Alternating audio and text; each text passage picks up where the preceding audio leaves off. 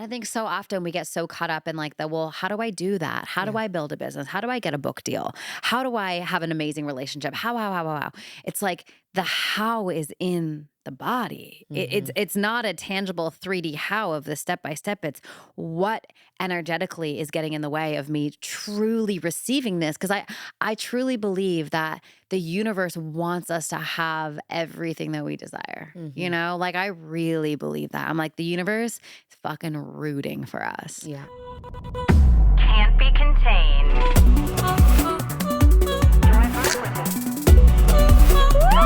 That's what I'm talking about. Dude, thank you so much for coming down. I'm so happy you're here. I know, me too. It's always so much more fun to do it in person. You showed up in a witch hat and I'm like, I love you already. Well, you've got like the whole witch aesthetic going on already. Maybe because I knew I was hanging out with you. I'm like, let's go all black. Yeah, let's do it. Yeah. How are you? I'm great. I mean, I'm all the things. My cat sitter lost my cat while I was on safari in Tanzania a few weeks ago. Wait, stop. How does that even happen? Oh, let's not talk about that. Like, that's a great question. I've been asking myself the same thing. No, it happens by not following instructions and by not reading the exact specific directives you've been given. So I'm experiencing all the things. It's actually been a major initiation for me. To be able to not only enjoy my trip while I was gone and also still be functioning and coming and doing things and connecting with people and living my mission despite being in sadness and of course anger and blame at someone else. Sure. And so it's actually been really powerful and really freeing. And my cat was always doing things to help make me better. And I never would have thought that this would be another one of those things that would make me even better and stronger, but it certainly has. So I'm sorry that happened. That's such a fucking bummer. Yeah. Yes. It was. What are you learning? What's the initiation? Well, I'm learning about presence. I'm learning about even deeper integration of my magic. So she was to have the kind of psychic connection that I had with this animal. Minerva is her name. Minerva. Yeah. Bless. We could fully psychically communicate. I could have conversations with her. I could talk to her like a person. I had all of these. I mean, I hike with her out in the Rocky Mountains, in the Redwood Forest, like in Sedona. Hikes? Okay. Yeah, no leash, Stop. just like staying aligned with what I would give to her as directives. So she was really the most magical part of my life ultimately at this point. Everything that's happened, yes, like all the manifestations and like the book deals and the finances and like all the cool things in the dream house, like all of that is so cool, but it's all just kind of like stuff. Yeah. And she was an emanation, or is, I hope, I'm praying she's still alive out there somewhere just on a vision quest, and is an emanation of the deepest parts of my magic, the deepest parts of my gift, my belief in what's possible. Every time people see me hiking with her, they're like, is that a cat? I'm like, yes, actually it is. And they're just so blown away. And she's also like done a lot of healing for people who had really bad cat allergies. They hang out with her and they're fine. Or they hate cats and have a phobia and they really just like, we're like, whoa, this cat is incredible.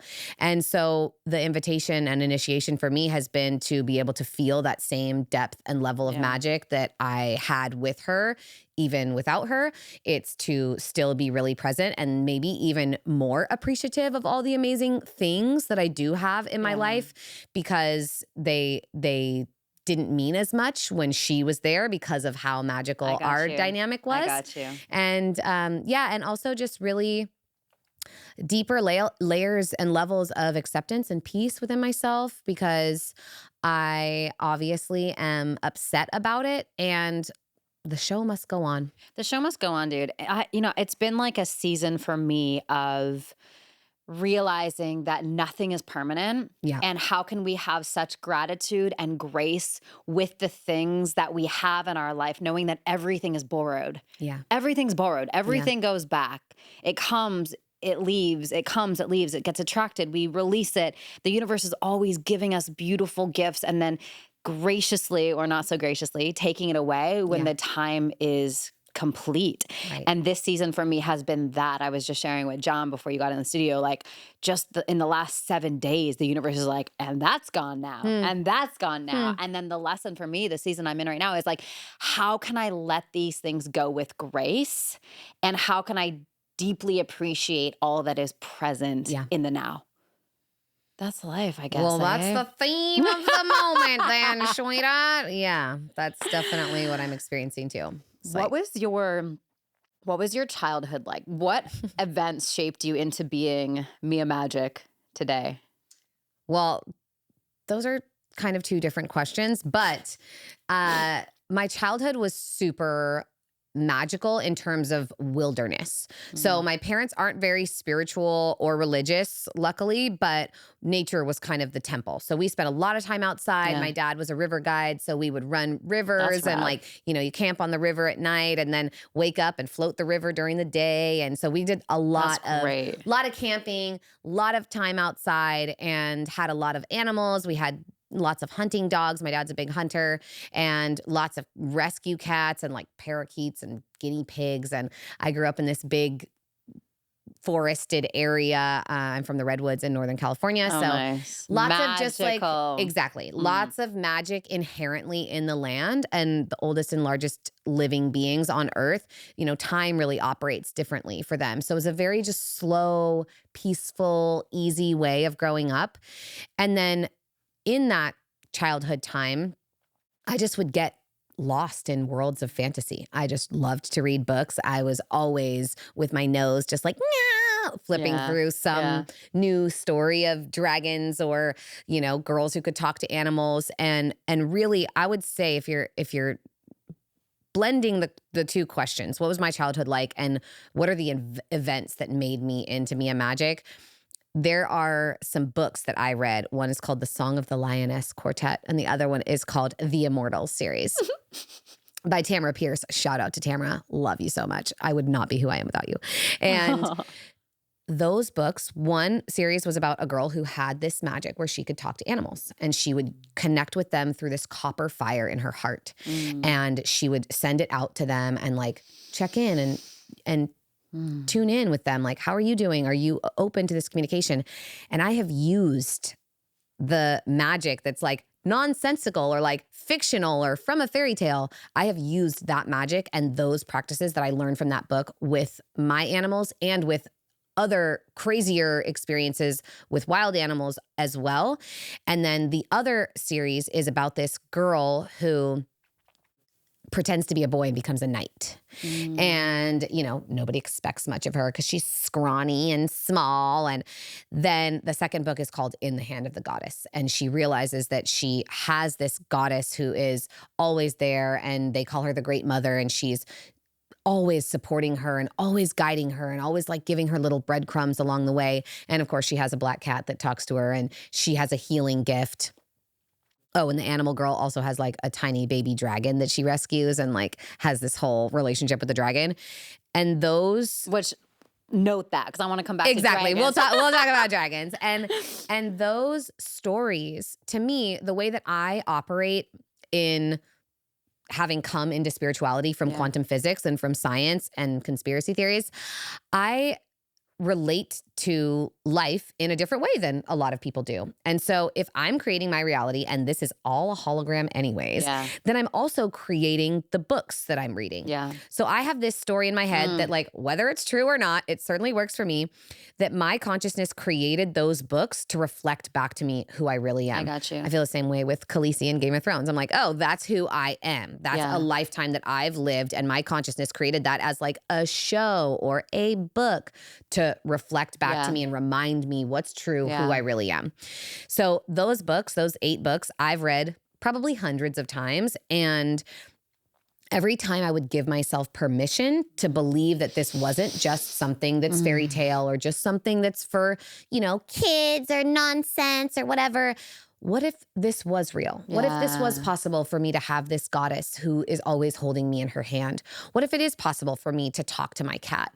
What if it is possible for me to have relationships with dragons and to be able to use not only my healing powers and gifts, but the gift of magic itself to be able to link me and the natural world, or me and the wild of the world? And I just started doing it. I just started practicing it and trying it and seeing if it could work, and it did, and it would over and over and over and over again. And it proved to me that magic was real, and that these things that I would read about in stories and books and fairy tales, they're actually not as far off as we make them to be. I had that similar experience with Matilda. Have you ever watched Matilda? Of course. It's my favorite movie to this day. I still watch it multiple times a year today.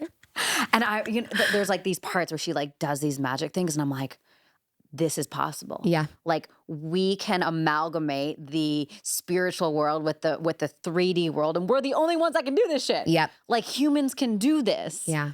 Imagine if every single human on the planet knew what you knew. And I think our job is really being that bridge and showing the example. And what's interesting is like in my experience with magic, I feel like most people are so drawn towards magic in the terms of money. Yeah. Which I think there's so much ability to play there. Yeah. And it's cool because it's one of those things that you do the energetic work, you line up the energy, and then you're like, oh, there it is. Shit. And then our brain's like, wait, no, that might have been a coincidence. Let's try it again. And then you do it again. Yeah. And then you're like, oh, it works again. Yeah. So can we speak into that? Because you and I probably share the belief that scarcity is the greatest illusion of all time. And the world collectively wants us to believe that we're scarce so that there's consumerism and capitalism. But let's You're preaching to the choir, honey. Yeah. Let's dive into how we can liberate some of that scarcity belief from the collective so that we all can live in abundance. Because I truly believe that that's possible. Yeah, totally. Well, one of the main things that I think people don't talk about in terms of scarcity is that actually most of the ways that we're functioning in the world right now are driven by scarcity. All of the extractive capitalism, all of the extractive nature, even like plastic, oil, like these petroleum products that are literally extracting things from the earth, even like the bottled water companies, right? They're posted up at springs. Sometimes even like some of the weird water companies are just like bottling tap water, which let's not even get into that.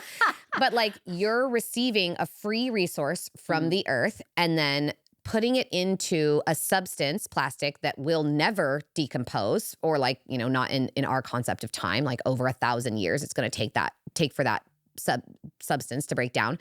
And then you're monetizing, again, this thing that you got for free from the earth and creating water rights, like, oh, this is mine, I own this.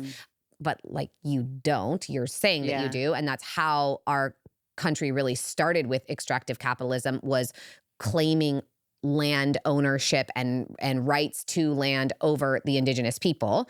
So everything that's like being done to extract from this nation already has extracted from the people who were originally stewarding it, were originally taking care of it. There are thousands of tribes throughout North America, South America, like all of the United States, everywhere in the world, really, like they've all just been pushed out.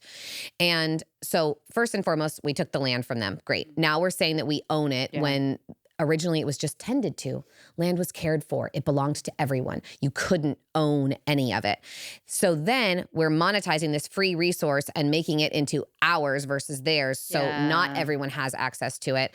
And then as humans and as people, like you're talking about, how it is this huge illusion, but the consumption is the result of it. Yeah. So we're told that we're not good enough unless we have the right push-up bra or the right makeup or the right car or whatever it is. That in and of itself is scarcity. So then people go to Amazon and just like fill their homes with all these things. And it's like cheap shit that's generally made from child slave labor or slave labor in general, like people who are getting paid, 18 cents to make this thing for you so that you can buy it for $4 on Amazon.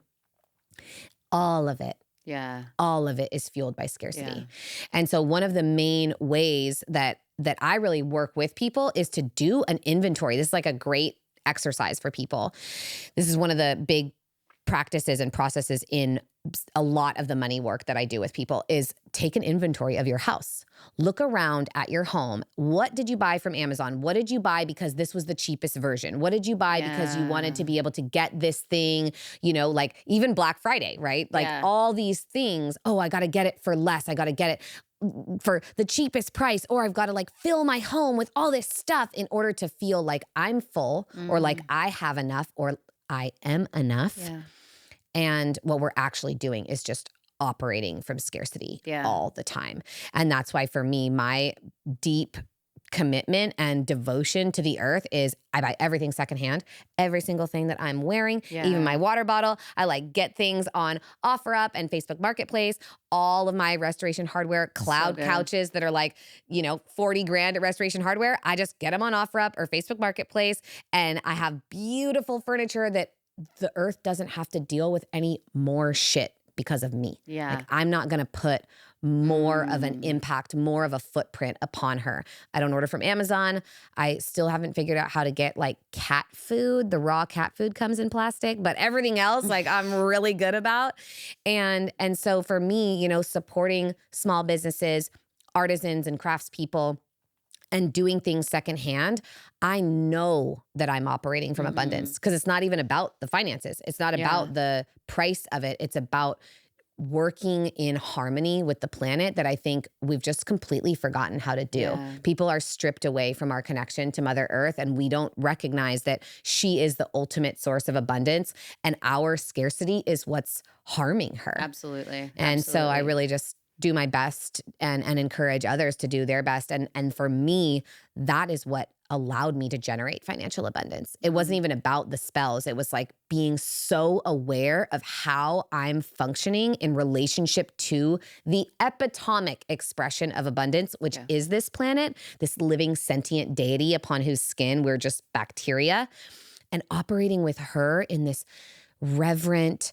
synergistic dialogue and communication. That is what really changed my relationship to abundance, because the earth is our body, the water is our blood, the air and the wind is our breath, and the fire is our power and electricity. We are made of her same elements. I love this. I'm 100%. I'm curious for those people who are listening where they're like, Mia, this sounds amazing, but I feel so disconnected from Mother Earth. I feel so disconnected from that abundance that you're naming. And I'm living in a consumerism, capitalistic, materialistic world. And you know what I'm saying? Like, like for people who like work the 9 to 5 and do the thing, and they go and they're like, I don't even have the time to even think about these things. What was that journey like for you of becoming more attuned and aware to the nuances, to the heartbeat of Mother Earth, so that you could live in a more coherent, cohesive, energetically sound relationship? Because I think deep down in people's bones, all they want is that. Like, as you're naming it, I'm like, feels so good. I was actually laughing at your Instagram story last night when you said something about like, get rid of all your like home good shit and like fill your home with your friend's art. And I love that, because the things in my home that bring me the most joy, I'm like, oh, my friend Jamie painted that. Oh, I had that piece of art commissioned by Kylie. Oh, Eric's dad made this. You know, it's like those pieces. I'm like, oh, it's so good. So if we could go back to just, how did you begin to start that relationship with Mother Earth? And for people who are like, I love the idea of that, but I don't know where to start, what are some practices and some rituals that you would suggest? Yeah, so easy. One, those things mean a lot because it's like talismans. They have talismanic value. They have intention. They have heart behind them. We have a specific connection to them. So that's the best thing. I'm such an art collector. I'm like that. Yeah? Oh yeah. Everywhere I go, I travel. Like, I came home from Africa with like these 3 giant tubes full of paintings. Like, because it's just so much more fun to get something from somewhere that really means something to you. But so a couple of things that are really great and easy. One, within a few minutes or miles of almost every major city on earth, there is so much beautiful nature. It's really magnificent. You leave New York City and there are cliffs and rocks and green trees. Like, they call New Jersey the Garden State, you know, like there's a lot of green there actually. Where'd you grow up? You grew up. I'm from Humboldt. Yeah, NorCal. So like I'm from a very nature-based place. So I'm super blessed, and I'm really glad that my soul chose to incarnate in a place like that.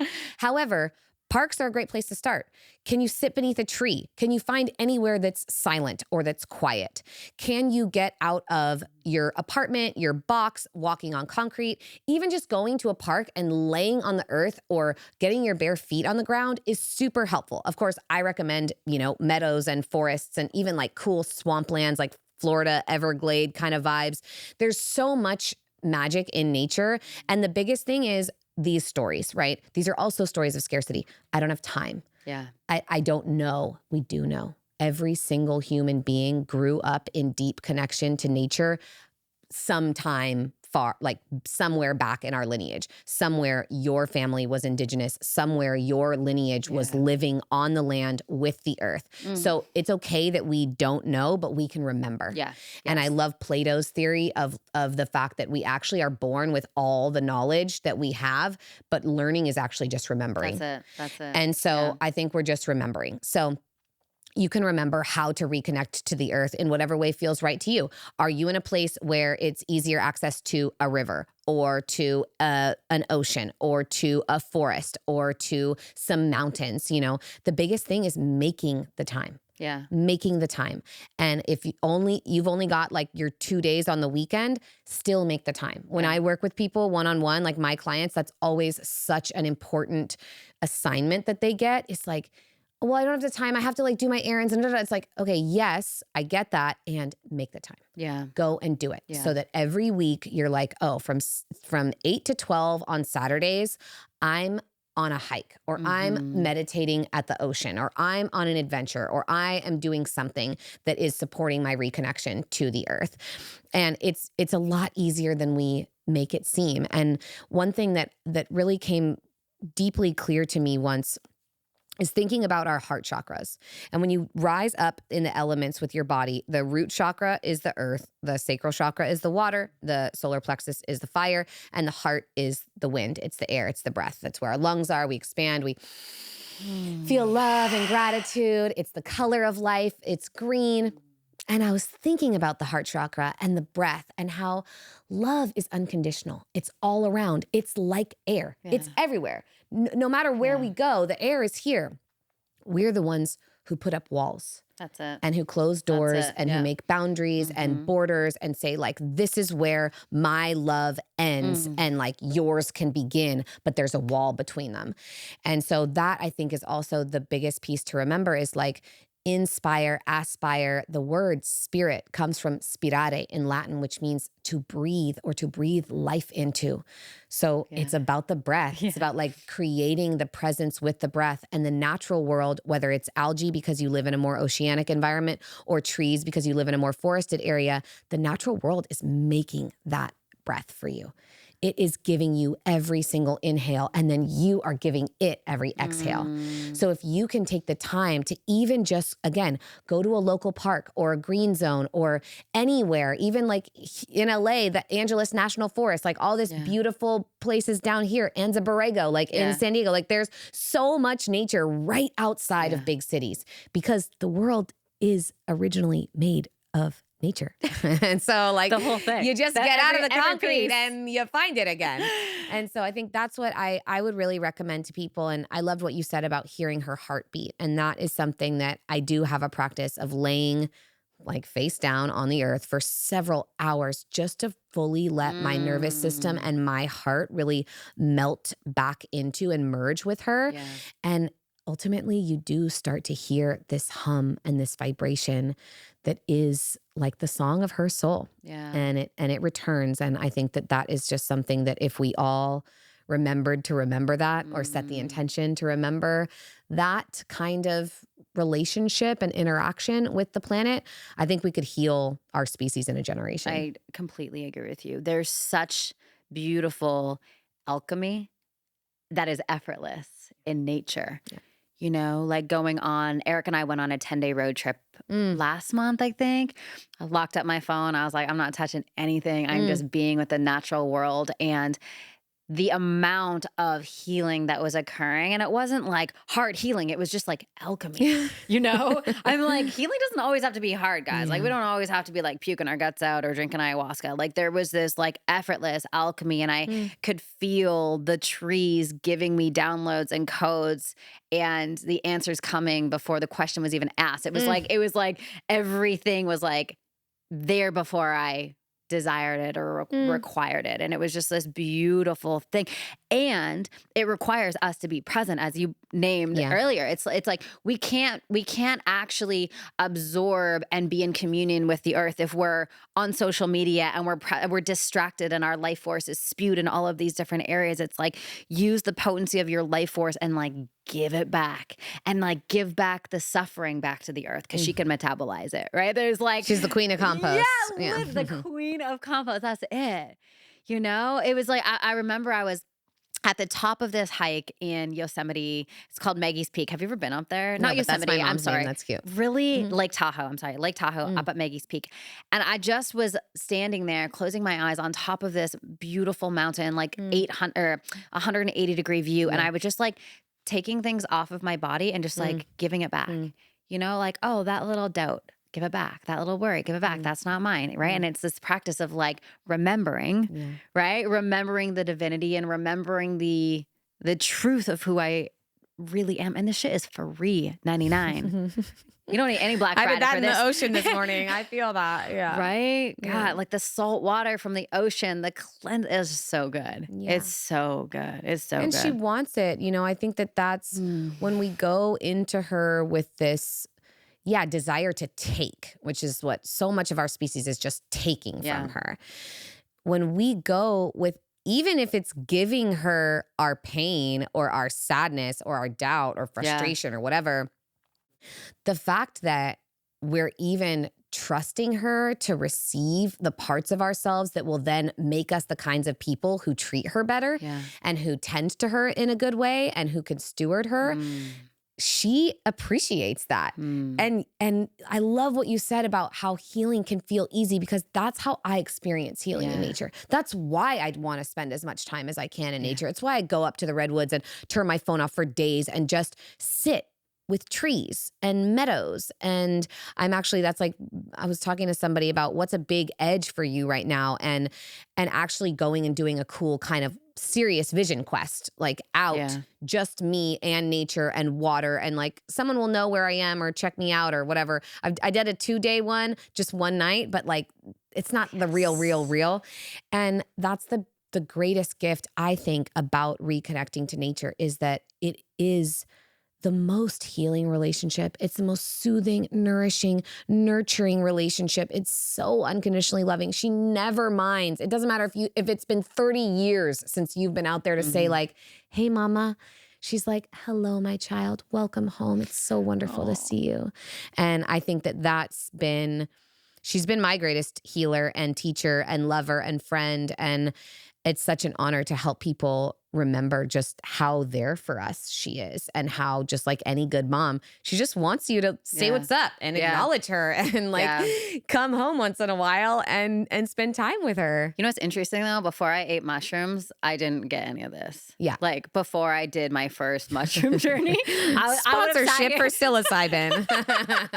This is brought to you by Magical Mushrooms. Yeah. No, but truly, like my very first mushroom ceremony, I was like, I get what they're saying now about the earth. Yeah. And the fucking trees and how they talk to each other and the dirt. Like, you know what I mean? Like there's something in that. And I'm not saying like everyone go eat mushrooms, because you absolutely do not need to go eat. Just do a breathwork session and feel it. Like that'll give you like some access, right? But I do remember I was living in Vancouver and we did a mushroom ceremony on the beaches in Vancouver.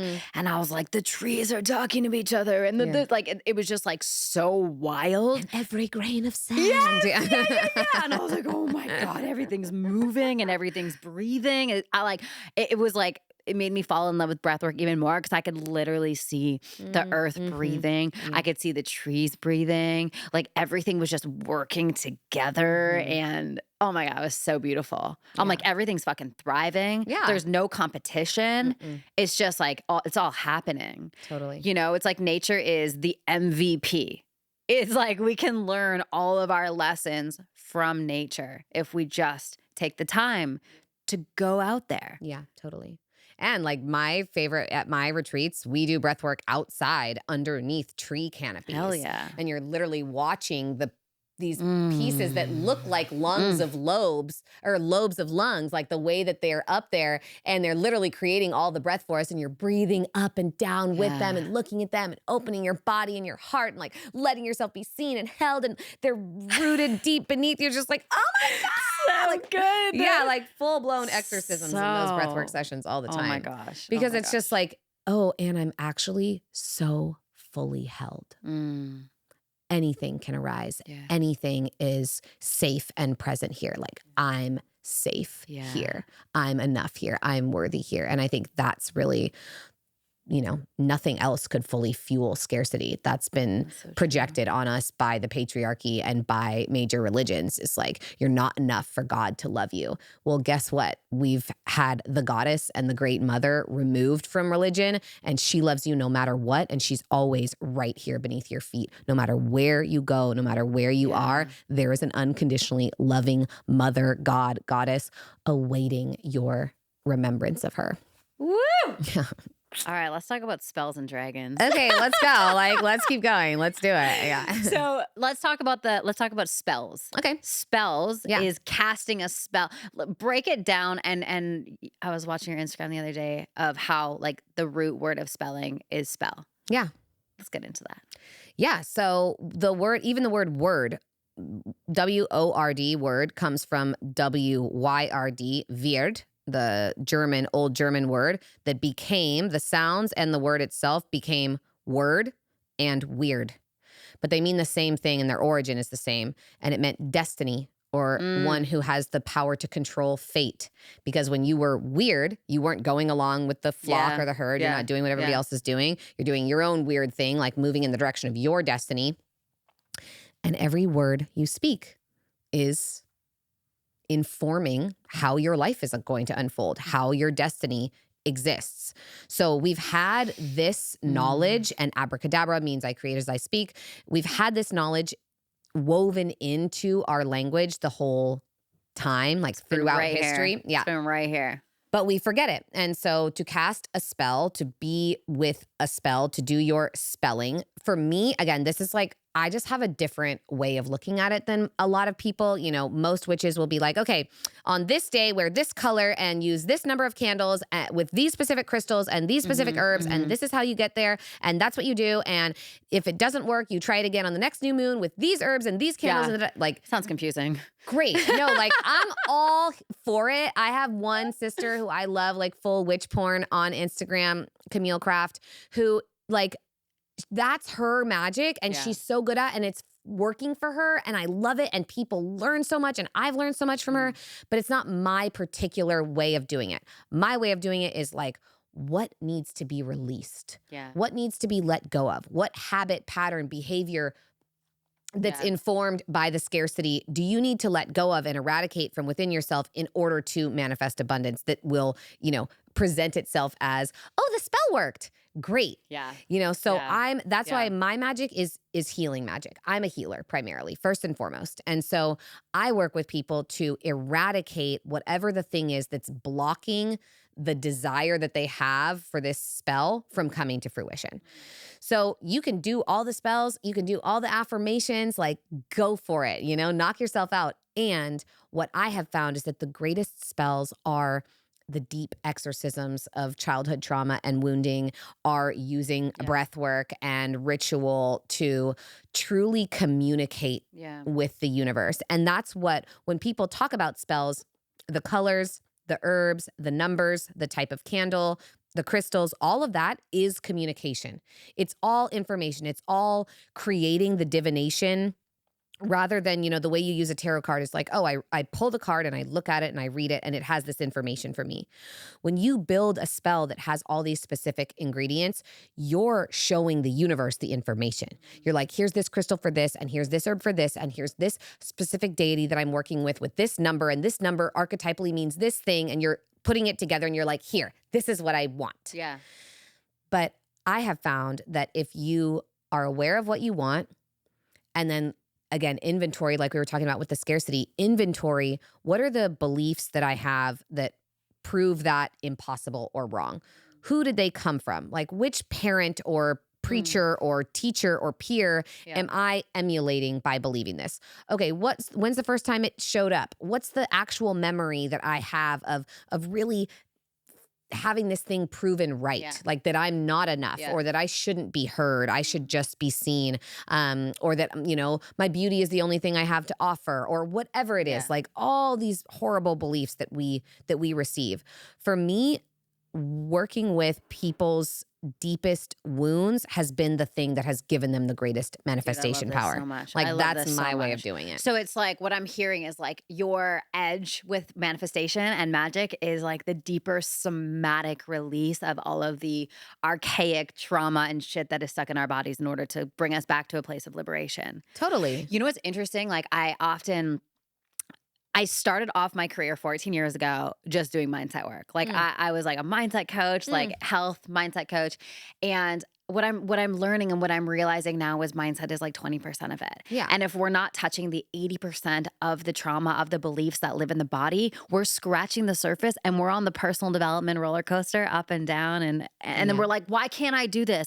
It's so frustrating. Yeah. It's like if we want to feel better, we've got to be better feelers. We have to really get into the muck and the ugh and the exorcism and like the deep meditative breathwork sessions that are so beyond the mind, and the mind doesn't know what the fuck is going on. Yeah.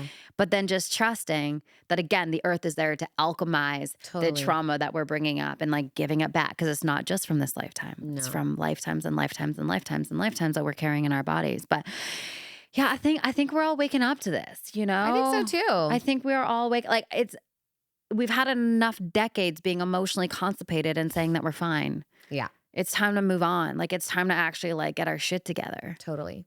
And that's what working with the elements, that's why really the backbone of my craft is tantra and, again, quantum physics, like I said. Okay, wait, tell me more about that. Well, tantra is elemental alchemy. No, but quantum physics? You had a background in quantum physics? No. Oh, God. Whoa. Okay, I was like, I'm not a quantum physicist. Who are you? I just read a lot of books about it and watched a lot of, videos on YouTube and studied Neil deGrasse Tyson. No, I've studied a lot of tantra, but the quantum nature, I was like a New Yorker. I had a long period of sleeping. My little, formidable years as a child fairy tale fantasy nerd, those led to 10 long years in New York City of not believing in any of it. The Redwoods to New York City? Oh, yeah. Holy 10 days shit. out of high school. I was like, talk bye, about small whiplash. town. Yeah. No, I was done. I was too big for my town. Yeah. People were really horrible to me. So, yeah, that's okay. That's what happens to people who are big, Yeah. And so I left, went to New York, but that just taught me to be like, oh, logical and very cynical and, well, that's impossible. And so when I started learning about like the double slit experiment and the nature of the holographic universe and all of these things that were proving to me what spirituality says, but in this very scientific way, I was like, this is interesting. And then several years later, I started studying tantra, which most people think is just about sex, but it's about energetic alchemy. It's about using your breath and your sound and your movement and whatever's in your body to really heal and to transform and to be present with everything that is here. So that was a big piece for me. It's like, well, religion says that my sexuality is bad and, X, Y, or Z says that me being big and loud and fully expressed is bad. And the patriarchy says that as a woman, me being powerful and direct and assertive is bad. And tantra was like, everything's welcome here. And I was like, great. Like that feels like that works for me, Yeah. And again, if we're working with the elements, it's like, okay, I've got this pain or this tension stuck in my body, or I've got this numbness that's blocking, my orgasmic potential. Or for me, like I had serious actual physical wounds that caused a lot of chronic pain in my body. And so it was like, okay, well, I'm going to work with my earthly element. And this earthly element, when it's reflected, it is in our finances, our career, our relationships, our home, our car, our like everything in our material reality. That's the earth. Okay, well then my mind, my mindset, that's the breath. That's the way I communicate. That's the way that I receive information. It's everything in my mind. It's my beliefs. It's the narrative that I have about life. Oh, and then my waters. Well, that's like my blood, sweat, and tears. That's my emotions. That's my creative capacity and potential here in my womb cauldron. Whether you're masculine or feminine identified, it doesn't matter the gender, like you still have that energy of creativity there within you. That's the watery element. And then again, the fire is the electricity. It's what's making our heart beat. And tantra works with all of these elements, with like shaking and sounding and like thumping your body on the ground and bone breathing and like every single aspect of not only our elemental nature, but how it then affects Mm. those elements in your physical reality. Again, your mind, your relationships, your sexuality, your creativity, your action. Fire is Yeah. the element of action and motivation and drive and like how we move forward and what we do. And so I really dove deeply into the study of Tantra. And that's what allowed me to feel like the rituals that I did with my body were the Yeah. spells that I was casting. And then things would happen. Things would change. Things would shift. I would go through a massive sobbing process or a pleasure ritual or just like a rage ritual or some kind of deep healing sensual Yeah. touch with myself, and something would change. Something would always shift on the other side, and that was the most magical thing I'd ever experienced. And I do believe that there's so many ways for us to find this healing, and it's so accessible, and you don't need anything except your own body. That's like Your own somatic the system. medicine Yeah. it's all right here, and you just have to be brave and courageous and take the time and be willing to go past the comfort zone that has ultimately been projected onto you, really. Yeah. I was having a conversation with a few of my girlfriends the other night who are all entrepreneurs and creators and the whole thing. And we're having this conversation around like, what is the thing? Like if we were to actually distill down what success truly is and what drives success, whatever success means to that certain individual. For some people, it's recognition. For some people, it's financial success. For some people, it's whatever it is. It is the clearing of trauma. It is the personal putting yourself on the line, burning away all that is not aligned with your vision before anything else. And I think so often we get so caught up in like well, how do I do that? How do I build a business? How do I get a book deal? How do I have an amazing relationship? How?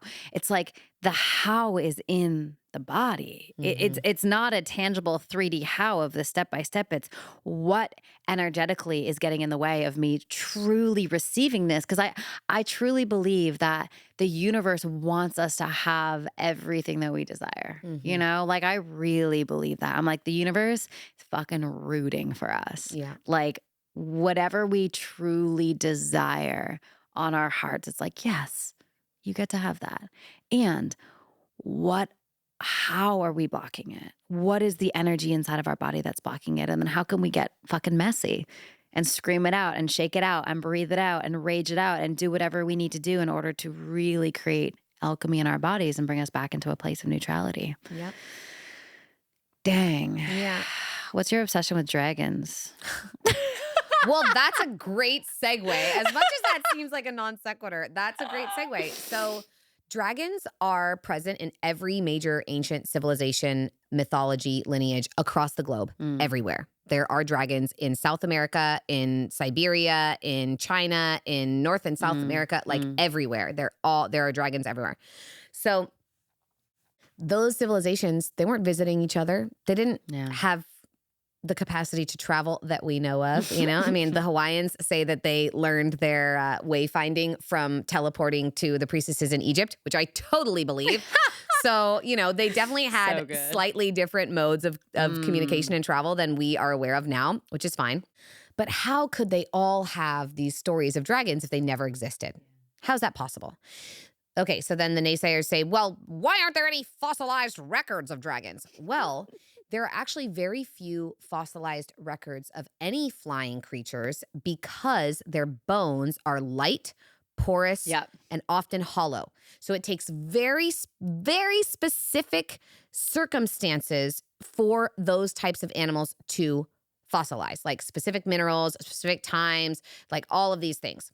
So dragons have been in all of these stories. And it was only when the church and the patriarchy started turning dragons into this very scary thing.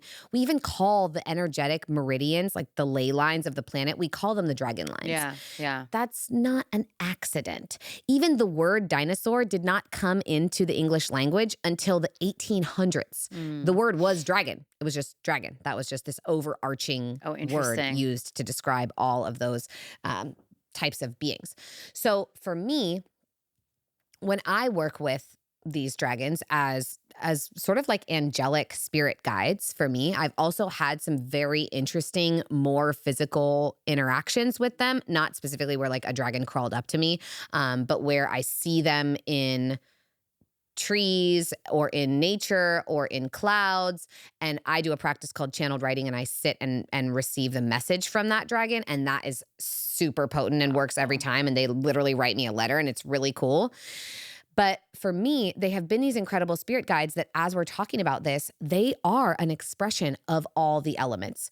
They have this physical body, right? They're earth beings. They live in caves or in mountains. So the legends say, but all the legends say it. So it's like, come on. Of course they really do. Then we have this story about them that they breathe fire. Great. Well, they fly, so then they have the air. But then the way that their bodies move is so liquid. And even the way that they breathe the fire is like making fire liquid. Or it's like their spit or like their venom, theoretically. Like it's what they sort of excrete in that way. So they have these incredible elemental alchemical forms in general. And what I have found their greatest service to be in my life is healing, is to come in. And I've had moments where like they did psychic surgery on me, where they came in and I literally felt this like, giant talon, like in the, in Jurassic Park when like the velociraptor comes in and just is like, but I have felt that like a golden talon cutting through pain in my back and opening it and like removing the belief. And so for me, I have worked with them as this very deep, to me, my dragons are more earth dragons, but like you talk to girls in Hawaii and their dragons are water dragons, and you look at some of these dragon movies like Raya and the Last Dragon, that's real dragon water magic, what they're sharing. That's not just like, oh, little kids movie. Like, no, those are what actual legends of Mo'o, which is the Hawaiian word for water dragons. Like that's how they operate with water. When you look at Pete's Dragon, another one of my favorite kids movies, kids like real dragon movies. Yes. But the dragon, Elliot, can just shimmer his body and instantly become invisible because of the way that they work with light, because they have this powerful relationship with being able to bend light.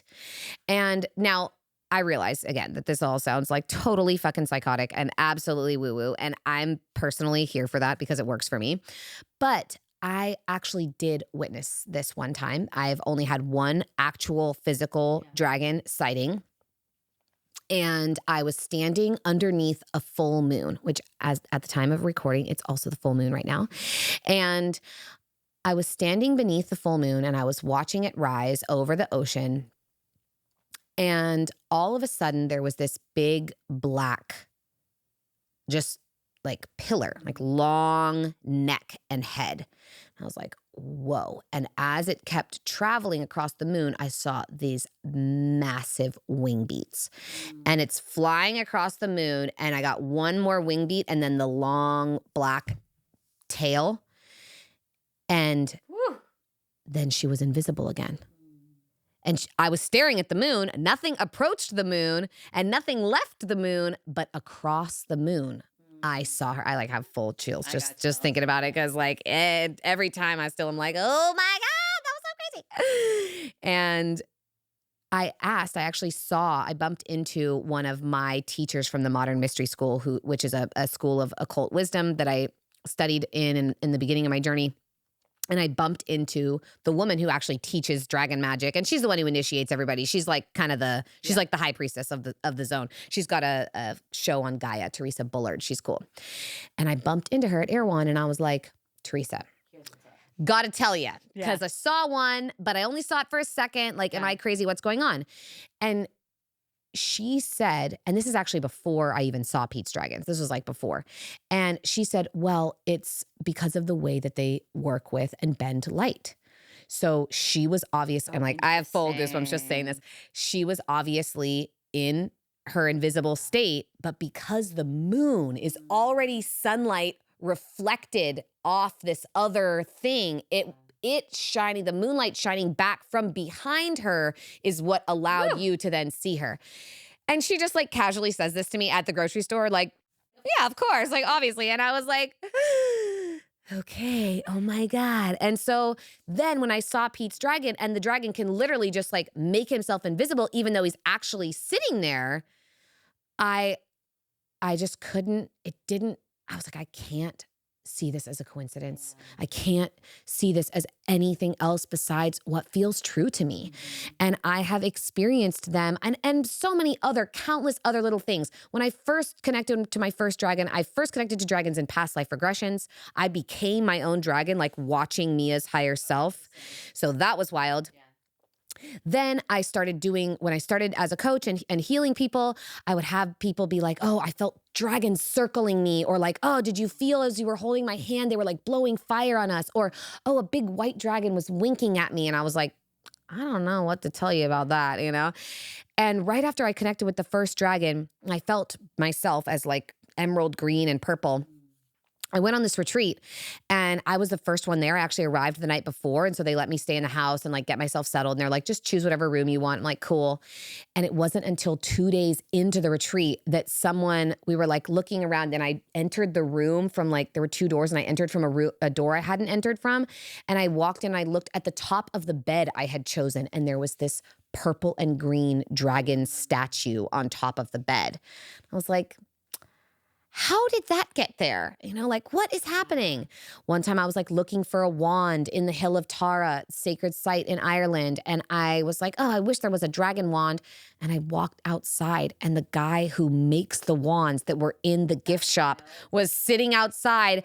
And he goes, hey, I think you should have this. And he hands me a wand with a dragon carved onto it. And like, how could he have he was like standing outside, he just saw me, and I was like, how did you know? And he's like, I just saw that you were a dragon, and I figured you were supposed to have this.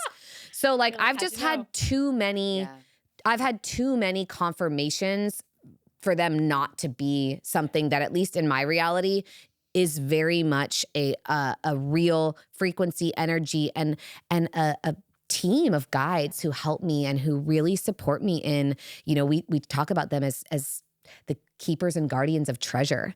And so I find that they really do that. Not only have they helped me manifest massive abundance, but like they help me gather treasure in my life, which to me is the magic and is the capacity to believe and to be able to create what I desire. Like, what else are we doing here, you know? And if they're going to support me on the healing and then reward me with treasure, I'm like, let's fucking go. Yeah. Go. So for those people listening who they're like, that was rad, by the way. I love that. They're like, okay, I want to add more magic into my life. Yeah. Like, I love what she's saying. I'm like, I think when people hear you talk, they're going to have like resonance in their body. Like, oh, I'm not doing it yet. Yeah. But like, I know it's possible. Yeah. You know, like I feel like anything that I step into, first my ego's like, what? And then my body's like, yeah, follow this. And then slowly the transition of like my body energy getting louder and more prominent, and the quieting down of my ego, like that transition happens. So I can feel that happening in our like collective listenership right now. And so I'd love, as we move into completion of the episode, I'd love for you to give us some rituals or some practices or some things that people can do in order to really amplify the magic in their life. Yes. So that practice that I briefly mentioned about doing with dragons is a great practice So to channeling, start. you just like, Well, I call it channeled writing, or a higher self letter. Yeah. And what you do is you just meditate or spend some time outside, or just with your hands, just quietly connecting to your body. Just take a few moments or minutes. And then what I like to do is I have a piece of paper and I write, I call upon X. It can be dragons, Mother Earth, my higher self, the ocean, this waterfall, whatever. Any frequency, any deity, whatever you want, you know, Archangel Michael, doesn't matter. I call upon that thing. Please write to me, through me, anything I'm meant to receive in this moment. Love and that. we can give you, I have a free practice of this on my website, so we can give that to you guys in the show notes so that everybody has it. And it's so simple. It's so easy. But if you really give yourself over to it, you're going to have a letter come through you from that thing. And you start to notice, like I'll notice if it gets a little like mean or punitive, I'm like, hold on, my ego's come in here. I see. This is some like shaming part of me. And because whatever the thing is, it's not going to talk to you like that. Got you. It's going to ask you to expand. It might ask you to do things that you're uncomfortable with. It might push your edges, but it's not going to be like unkind or shameful or punitive to you. So you can always really feel the texture of the energy with that. That's a super easy one. The other one is just going out and spending time in nature. If you can put your phone away and be in nature and just listen, like, again, you know, we're talking about the types of magic. Like I am a healer, right? I've got like psychics that I call because their psychic gifts are better than mine, right? Everyone's magic is unique. It's going to look different for everybody. Like, don't try to make your magic be what someone else's is, right? Like, I can't paint. I'm like horrible at painting and art in that way, you know? Like, I could decorate a house to make it look really cool, but that's not my skill. Everyone's skills and gifts in magic are going to be different. So you can use that channeled writing practice or quiet time in nature to just ask the question, what is my magic? What is my gift? What is my skill? And if you have a hard time listening to that, inner child rituals are some of my absolute favorite things to do. And you can, you know, get a picture of your childhood self or get a, you know, something like a stuffed animal or a blanket or like anything from your childhood. And it can also be symbolic. It doesn't have to be an actual relic of your youth. It's helpful if it is, again, that talismanic value, but it doesn't have to be. And a picture works fine. And look at that little being, talk to them, communicate with them, and ask them, what are the things that you wish I would remember? What are the things that gave you joy and delight that I have forgotten or that I have let go of? And that's really how I found my magic, is because I connected to this little girl inside of me, and she was pissed that I had forgotten the magic. She was pissed that I had just like started focusing on things that she didn't feel like mattered at all, that I wasn't spending time the way that she thought was valuable.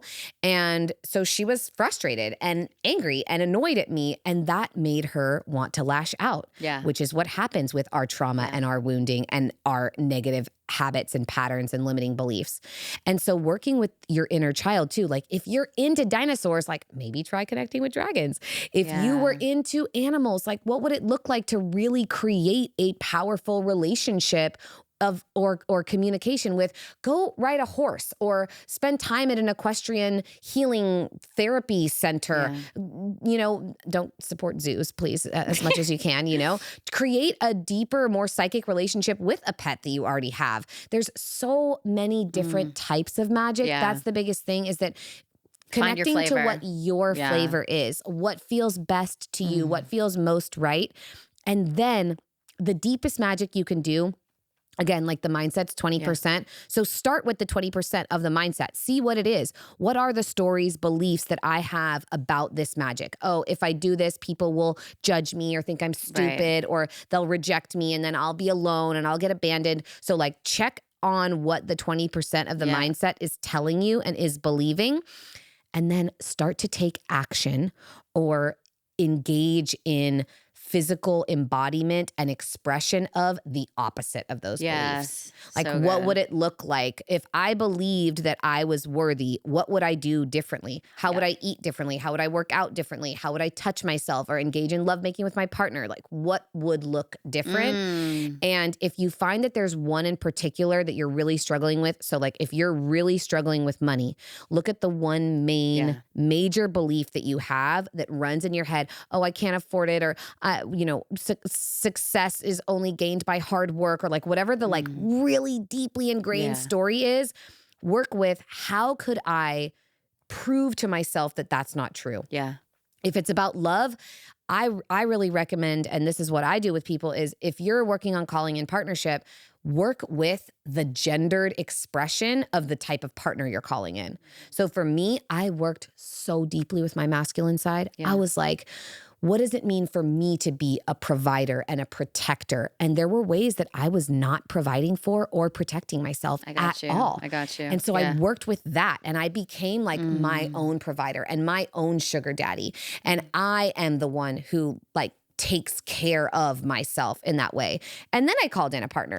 And even that, like, he's still not my sugar daddy. Like, I'm still my own sugar daddy. I'm still holding that masculine pillar for myself. And so working with those energies, working with what is present in your mindset, I think those are the greatest spells we can cast. So good. And that's how we can really heal ourselves and create space to then be filled with magic and belief in who we are and trust and faith and fairy tales and all of the things. And that's what has allowed me to make magic in my life. I love this so much. Those are good. So good. So you got a book coming out. I do. Tell us all about it. Where can we get it? It's called IntuWitchin. It's available everywhere books are sold. It is out on January 30th. It's all about reading the language of the universe and how the universe is always communicating with us. Every color, every interaction, like all the symbols on your necklace, right? How is the world around me speaking to me? And then how can I communicate in return? How can I be in an active dialogue with the universe in order to heal myself, actualize magic in my life, and be able to create absolutely anything and everything I dream and desire. So it's super cute and fun and is loaded with rituals, packed full of practices and rituals that you can do to really create a magical life. Amazing. Well, we'll put all the links to all of your things in the show notes. Dude, thank you so much for being here. Yeah, that pleasure. Was magical. Yes, indeed. I know. I love seeing that on your computer and you open it up. Magical. I'm like, yes, that's what we're doing here. Yeah.